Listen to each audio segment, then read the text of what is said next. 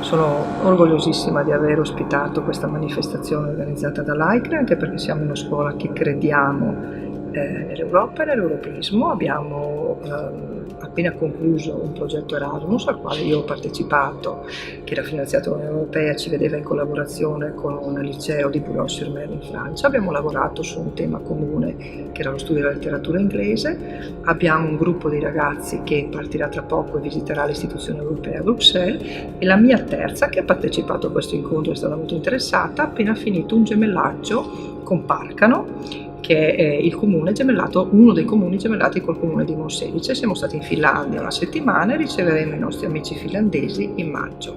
Quindi siamo fermamente convinti, crediamo in queste cose, crediamo nell'opportunità che un'Europa unita può dare ai giovani, e anche crediamo che anche i giovani possano fare qualcosa per l'Europa, sicuramente.